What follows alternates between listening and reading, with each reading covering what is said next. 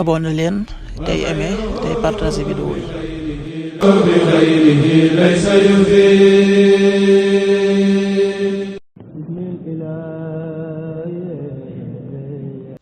asalaamaaleykum mbokk yi, tey la gaawu fukki fan ak juróom-ñeent ci rabiu saani muy weeru rakki gàmmu di ñeenteelu weer ci atum junni ak ñeenti téeméer ak ñeent fukk ak juróom-ñaar ci gàddaay yonente bi sallallahu alayhi wa sallam dëpp fukki fan ak benn ci weeru octobre ci atum ñaari junni ak ñaar fukk ak juróom. fukki fan ak juróom-ñeent bokkul ci lim yu fàtti lim bu rafet la, kon tey ci gaaw bi rafet na. li ñu ci gën a taamu mooy ku ca watu. li ñu ci tere waccandiku moom gaawu mooy ku ca sangu wala ku ca fóot.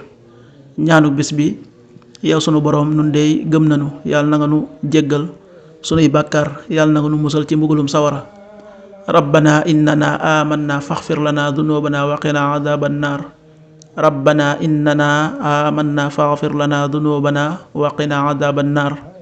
xadiisu bis bi jëleef na ci sunu yaay Aysa, yàlla na yàlla gërëm ko, mu ne yonent bi sallallahu alayhi wa sallam nee na: Jibril dañul di ma dénk dëkkandoo ba ma yaakaar ne dëkkandoo boo faatoo day donn. xadiis bi Buxaari ak Muslim nettali nañ ko.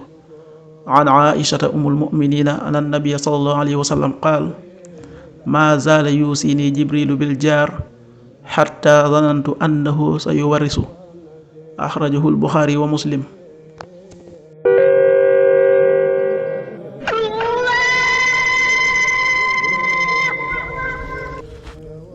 waxtu julli yi: suba waxtam dana tàbbi 5h43 juróomi waxtu yu tegal ñeent fukki simili ak ñett.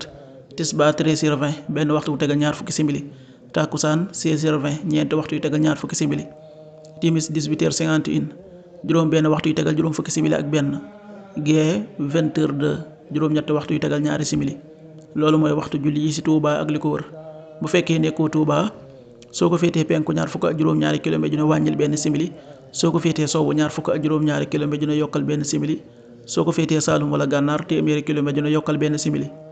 jant bi dana fenk 6h58 juróom benn waxtu yu tegal juróom fukki simili ak juróom-ñett.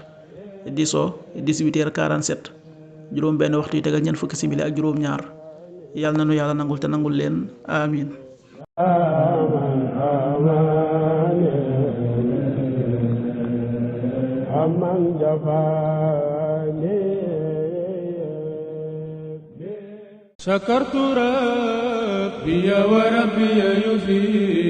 abonné leen tey aimé tey partagé vidéo yi.